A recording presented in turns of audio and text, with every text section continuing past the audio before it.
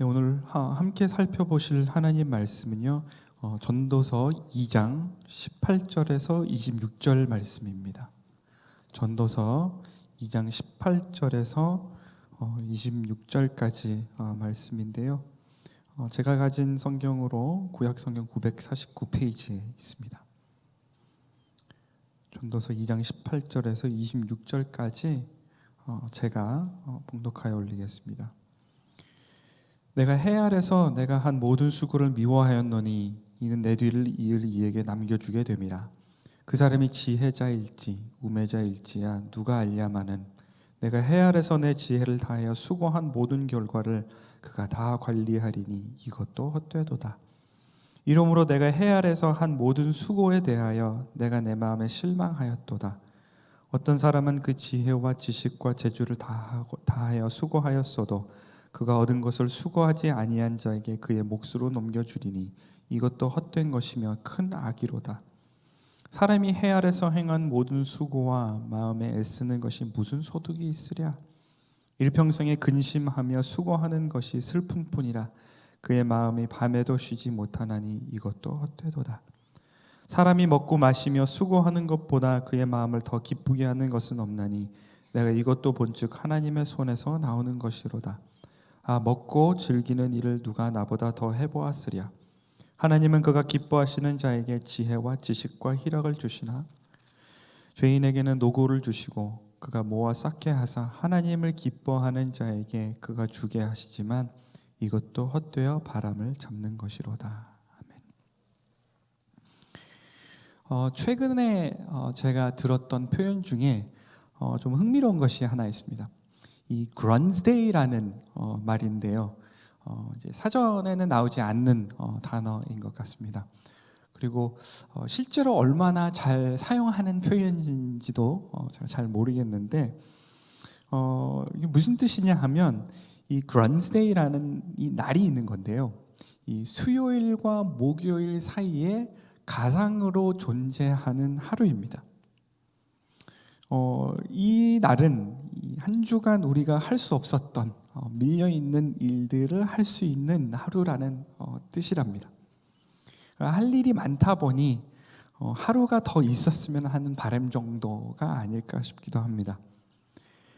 이렇게 우리는 누구나 바쁘게 일을 하며 살아갑니다. 직장인들은 직장을 또 열심히 다니고요. 또 사업을 하시면 또 비즈니스도 열심히 하시고 학생들은 또 열심히 공부를 또 하고 우리 또 부모님들은 또 자녀를 위해서 열심히 또 다른 일들을 하죠. 우리 목회자들은 또 이렇게 성도들을 섬기기 위해서 이렇게 새벽부터 저렇게 열심히 또 섬기고 일을 합니다. 일을 하지 않고는 살아갈 수가 없는 것입니다. 그래서 열심히 일을 하는 것이죠. 근데 이상한 것은 우리가 그렇게 열심히 살면서도 이렇게 만족할 때가 많이 없는 것 같습니다. 열심히 일하면 행복해질 줄 알았는데 많은 경우에 허무함이 기다리고 있는 것입니다. 하루하루 분주하게만 느껴지는 것이죠. 우리 이민자들은 또 얼마나 또 열심히 사세요. 한국 이민자들은 또 다른 사람들보다 늘 더 열심히 살아야 된다는 강박을 가지고 살아가기도 하는 것 같습니다. 스마트폰과 AI가 우리 일을 하는 데 있어서 조금 더 효율적으로 하는데 도움이 또 많이 되었다고는 하지만 이상하게 하루하루는 더 바빠지는 것 같습니다. 그래서 더 많이 일하고 더 많은 것을 성취하려고 하고 그러나 그 수고가 좀 불안한 마음도 드는 것이 사실입니다. 왜 그럴까요? 왜 우리는 마치 우리의 일이 우리를 구원해 줄 것처럼 그렇게 열심히 일을 할까요? 왜 나는 내가 하는 일을 통하여서 나의 가치를 인정받으려고 하는 것일까요? 그러면서 열심히 일하면 괜찮은 인생이 될 거야. 조금만 더 버티면 행복이 올 거야. 스스로 되뇌이며 열심히 살아가는데 이상하게 자꾸 허무한 마음이 드는 것입니다. 지난 이틀 동안 저희가 이 전도서 말씀을 살펴보면서 헤벨, 그렇죠? 헛되다라는 표현을 저희가 함께 살펴보았고요. 또 이제 즐거움에 대해서 이제 저희들이 함께 나누었습니다. 오늘 살펴보게 되는 주제는 이 두 개의 주제와 깊은 관련이 있습니다. 이 두 개의 주제와 관련이 깊은데 바로 수고 또는 일이라는 주제입니다. 그래서 사실 이미 1장 3절에서 저희가 이렇게 살펴보지는 않았지만 이제 저희가 읽었던 본문에 전도자는 이에 대해서 이미 질문을 했습니다. 1장 3절에 뭐라고 질문을 했는가 하면 해 아래서 수고하는 모든 수고가 사람에게 무엇이 유익한가? 이렇게 이제 질문을 했습니다. 이 세상에서 살아가면서 우리의 수고, 우리의 노동에 대한 어떤 의미가 있는지를 질문하는 것이죠. 인생 깊은 자리에 닿은 정직한 인간의 한숨이라 여겨집니다. 내가 왜 이렇게 열심히 살아야 하나 하는 질문이죠. 이 질문이 더 구체적으로 다루어지는 내용이 오늘 본문의 내용입니다.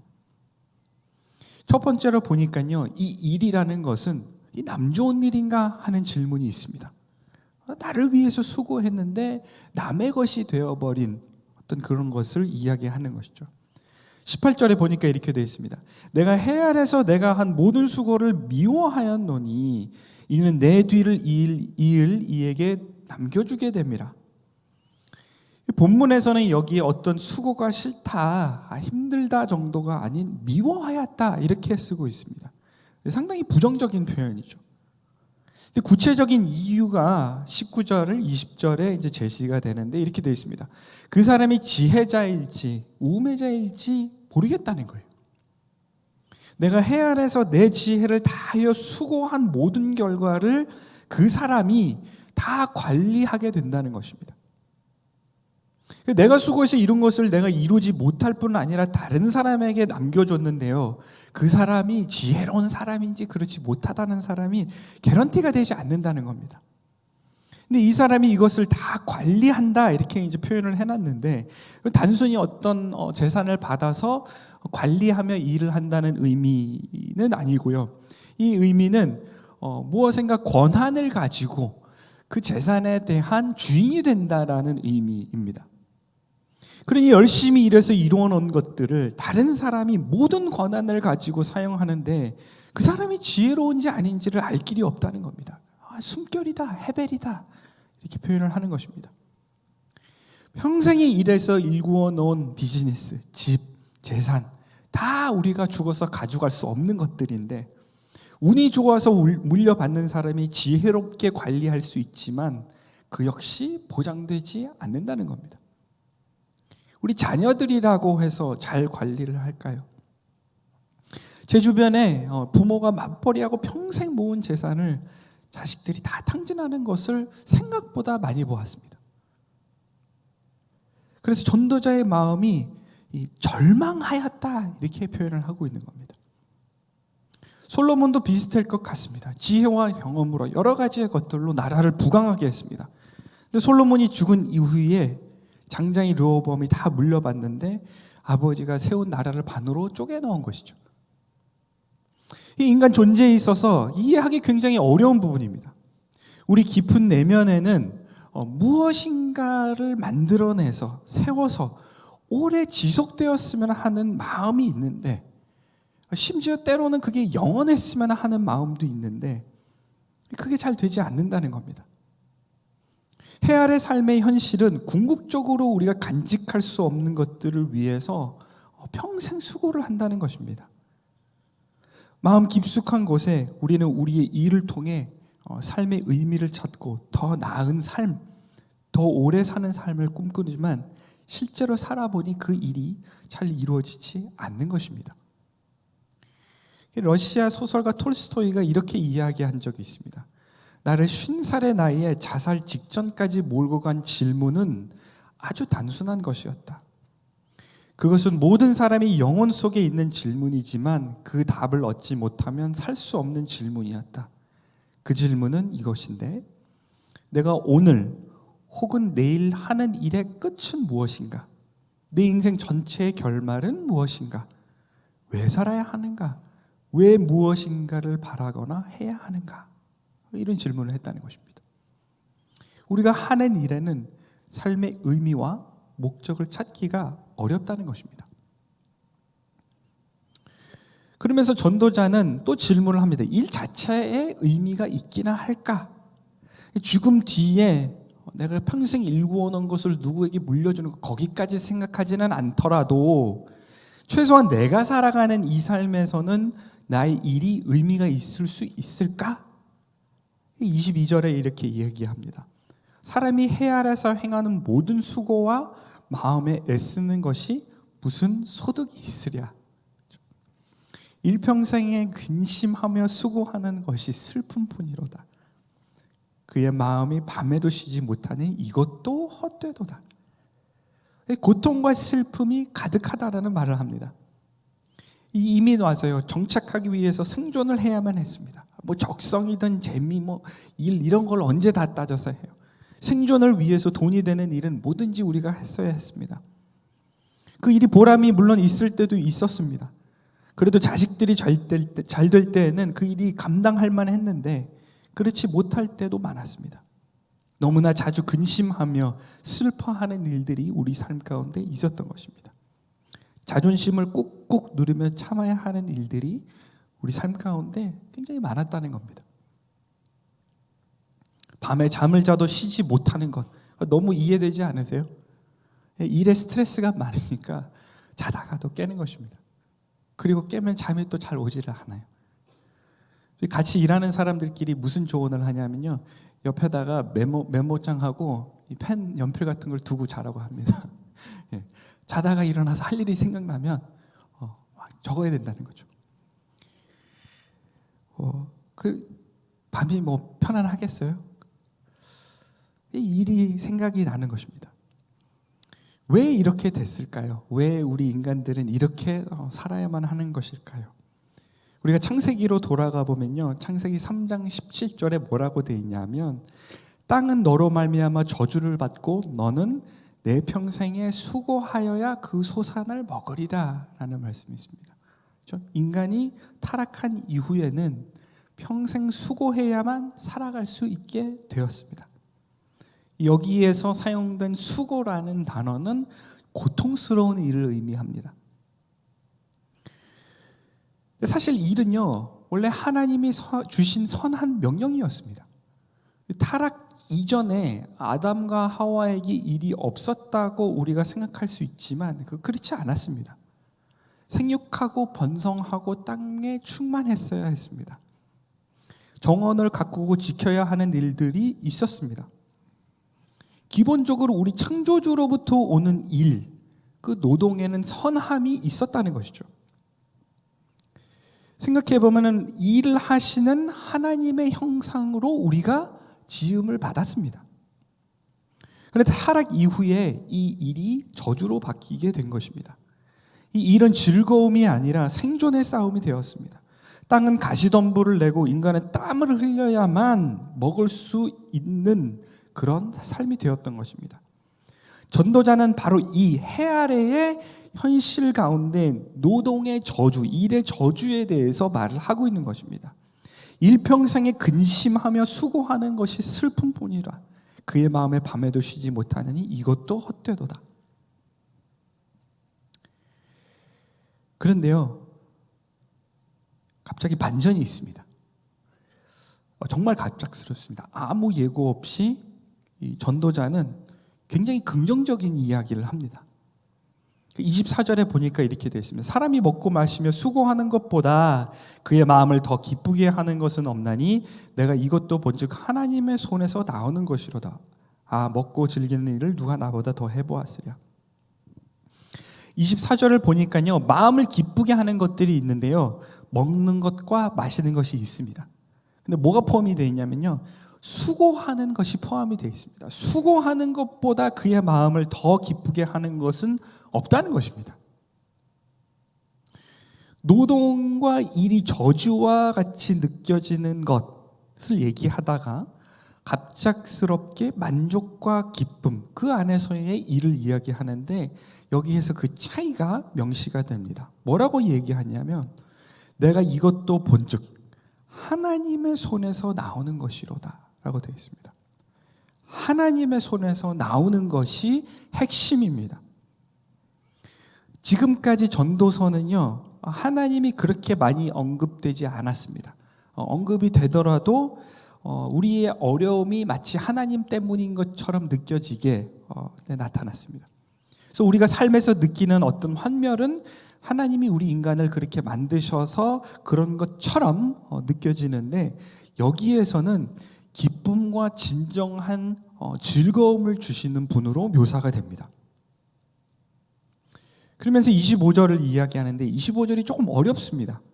한글 번역과 영어 번역을 보면은 차이가 좀 많이 나는데, 이 영어 번역을 보면 이렇게 되어 있습니다. For apart from him, 여기서 힘은 하나님입니다. 하나님을 떠나서 who can eat or who can have enjoyment. 하나님을 떠나서 먹고 즐기는 일이 과연 있느냐는 수사학적 질문입니다. 다시 말해서 하나님을 떠나서는 먹고 즐기는 일이 없다는 것이죠. 스스로 일에 대한 만족과 일을 통해 무엇인가를 스스로 이루려고 할 때와 하나님 손에 붙들려서 하는 일에는 차이가 있다는 것입니다. 그렇다고 해서 지금 우리가 직장 생활을 하고 비즈니스하고 공부하는 이런 것들이 노동의 저주이고 교회 봉사가 하나님 손에 있다는 의미는 아닙니다. 교회 봉사든 우리가 직장과 사업과 학생의 일이든 그것은 하나님을 떠나지 않고 하나님께 붙들리지 않으면 거기에 즐거움이 없다라는 것이죠. 어쩌면 겉으로 볼 때는 큰 차이가 없을 수도 있겠습니다. 그러나 그것을 이해하고 안 하고의 차이는 굉장히 클 수 있다는 것이죠. 저희 학교 졸업생 중에 그러니까 한국에서 직장 생활을 하시다가 육아휴직을 받고 여기 이제 짧게 한 2, 3년 정도 오셔가지고 이렇게 신학 공부를 하다가 다시 직장으로 돌아간 분이 계시는데요. 그분의 고백은 이것입니다. 표면적으로 자기의 일은 바뀌지 않았다는 겁니다. 같은 직장에서 일하다가 또 그 직장으로 돌아갔는데 캐나다 와서 여기서 신학교를 다니고 또 여기서 신앙생활을 착실하게 잘 해보니까 새로운 인생을 사는 것 같다라는 고백을 하더라는 겁니다. 그 인생의 의미 부여는 전혀 다르다는 것입니다. 그래서 직장에 갔더니 직장 동료들이 야, 너 캐나다에 가서 무슨 일이 도대체 있었던 거냐라고 질문을 했다는 것이죠. 그러니까 인생의 성공을 쫓아서 살 때, 쾌락을 찾아서 살아갈 때는 찾을 수가 없었던 것입니다. 근데 이 일이 하나님의 선물임을 인식할 때, 하나님 손에 붙들릴 수 있을 때에는 거기에는 기쁨과 감사가 있을 수 있다는 것입니다. 노동과 일이 하나님의 선물로 우리가 받을 때 그것이 우리에게 주는 즐거움이 될 수 있다는 것입니다. 타락 이후에 노동과 일의 성격이 바뀌었는데 그럼에도 불구하고 전도자는 일을 할 때 그 속에 즐거움을 찾을 수 있다는 말을 하고 있는 것입니다. 혹시 이해 못할까 봐 26절에 한 번 더 명확하게 이야기를 합니다. 하나님은 그가 기뻐하시는 자에게 지혜와 지식과 희락을 주시나 죄인에게는 노고를 주시고 그가 모아 쌓게 하사 하나님을 기뻐하는 자에게 그가 주게 하시지만 이것도 헛되어 바람을 잡는 것이로다. 이 대조되는 두 종류의 사람을 언급해요. 이 지혜 문학의 특성입니다. 하나님을 기쁘게 하는 자에게는 뭐를 주시냐 하면 지혜와 지식과 희락을 주시는데 죄인에게는 노고와 수고를 주신다는 겁니다. 근데 이것은 너 죄인이니까 너 좀 벌 받아야 되겠다라는 의미이기보다도 죄 아래에 있을 때에는 수고와 노동의 의미를 찾는 데 한계가 있다는 것입니다. 해 아래 하나님 없는 노동과 일이 그럴 수 있다는 것입니다. 열심히 모으고 쌓지만 만족이 없이 허무한 것입니다. 성공을 해도 허무한 것이죠. 성공을 해도 가져갈 수 없고 엉뚱한 사람이 물려받고 일 자체에 만족이 없는 것입니다. 그러나 하나님 손에 붙들림 바 되고 하나님이 기뻐하시는 사람에게는 지혜와 지식과 기쁨과 즐거움들을 주신다는 것입니다. 얼마나 마음이 평안해지는지 모르겠습니다. 참 바쁘게 살아가는데요. 궁극적으로 내 인생을 내가 다 계획을 하고 통제하지 않아도 모든 경우의 수를 따져서 일을 하지 않아도 하나님 손에 붙들려 있다는 것은 큰 마음의 평안과 위로가 되는 것입니다. 그렇다고 대충 살아도 된다는 말은 아니죠. 겉으로 드러난 모습은 다르지 않을 수 있습니다. 제때 잘 출근하고 맡겨진 일들을 성실하게 감당하고 일하면서 다른 사람들 돌아볼 줄 알고, 그러나 내 삶과 일의 현장이 하나님 손에 붙들려 있을 때 마음의 즐거움이 있다는 것입니다. 그렇게 볼 때 우리의 수고가 좀 누림이 될 수 있습니다. 한편으로 하나님이 우리에게 주시는 선한 일들이 있습니다. 하나님께 찬양하고 예배하고 이웃을 사랑하고 섬기고 복음을 전하고 하나님 나라가 임하기를 열심히 기도하고, 여기에서 누릴 수 있는 기쁨들이 있습니다. 반대로 교회에서 하는 많은 이런 일들도 하나님 손에 붙들리지 못하고 봉사로 삶의 의미를 찾을 때, 교회 봉사 자체로 만족을 찾고자 할 때에는 기쁨이 사라지기도 하는 것입니다. 하나님 손에 붙들리면 우리가 교회에서 하는 일이든 세속에서 하는 일이든 맡겨진 일들을 감당할 때 즐거울 수 있다는 것입니다. 마틴 루터가 이렇게 이야기를 한 적이 있습니다. 세상의 모든 곳이 하나님을 섬기는 일로 가득해야 한다. 교회뿐만 아니라 가정, 부엌, 지하실, 일터, 그리고 들판에서도 마찬가지다. 그런 것들이 다 하나님을 섬기는 것으로 우리가 해석하고 이해할 수 있다는 것이죠. 여기에 이제 우리로 말할 것 하면 사무실, 스튜디오, 실험실, 강의실, 교실, 이런 자리도 더할 수 있을 것 같습니다. 혹은 우리가 책을 읽거나 우리가 이제 랩탑을 열어서 글을 쓸 때나 어떤 공간이든 그곳에서도 하나님을 섬기는 자리가 될 수 있다는 것입니다. 하나님 손에 붙들릴 때 가능하다는 것이죠. 창세기에서 하나님은 저주의 말씀만 하신 것은 아니었습니다. 그 한가운데서 하나님은 회복의 약속, 복음의 씨앗을 심으셨는데요. 3장 15절에 여자의 후손은 내 머리를 상하게 할 것이요 너는 그의 발꿈치를 상하게 할 것이다 라는 말씀을 주셨습니다. 이 말은 단순한 형벌이 아니었습니다. 그 속에는 복음의 첫 선언이 있었습니다. 여자의 후손이 언젠가는 뱀의 머리를 짓밟을 구원자에 대한 약속이었습니다. 인간이 죄로 인해 수고의 땅에서 고통하게 되었지만 하나님은 여자의 후손을 통해 그 저주의 권세를 깨뜨리겠다는 약속을 하신 것입니다. 이 여자의 후손이 바로 우리 예수 그리스도이신 것이죠. 그분이 이 땅에 오셔서 인간의 헛된 수고를 대신 짊어지셨습니다. 그분은 땀 흘려 일하셨습니다. 그분의 수고는 헛되지 않았습니다. 요한복음에 이런 말씀이 있습니다. 예수께서 이르시되 나의 양식은 나를 보내신 이의 뜻을 행하며 그 일을 온전히 이루는 이것이니라 이렇게 얘기를 했습니다. 다른 곳에서는요, 그들에게 이르시되 내 아버지께서 이제까지 일하시니 나도 일한다 이런 표현을 하셨습니다. 예수님께서 일을 하시는 분으로 오셨다는 것입니다. 궁극적으로는 십자가에서 피 흘려 죽으시는 일을, 그 사역을 감당하신 것입니다. 십자가는 인간이 저주받은 수고에 하나님의 은혜가 스며드는 자리였습니다. 그리고 부활은 그 헛된 노동의 끝에 새 창조의 시작을 알리는 시작이었던 것이죠. 그래서 우리의 노동과 우리의 일은 저주가 아니라 예배가 될 수 있는 것입니다. 직장은 단순히 생계의 자리가 아니라 하나님이 우리를 부르신 사명의 자리라는 것입니다. 공부, 가사, 목회, 봉사, 그 모든 것이 하나님의 손에 안에서 의미가 있는 것입니다. 창세기에서 시작된 저주의 수고는 그리스도 안에서 회복의 수고로 바뀌게 되는 것입니다. 그래서 우리의 땀은 절망이 아니라 감사의 증거가 될 수 있는 것입니다. 말씀을 마치면서 골로새서 말씀을 제가 읽어드리겠습니다.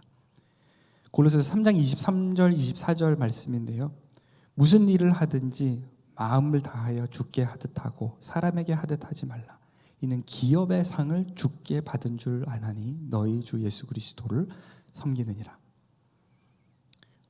오늘 하루도 우리에게 맡겨진 일들을 주께 하듯 다 하시고 주님 안에서 참된 기쁨을 누리는 모든 우리 성도들 되시기를 주님의 이름으로 축원합니다. 함께 기도하겠습니다.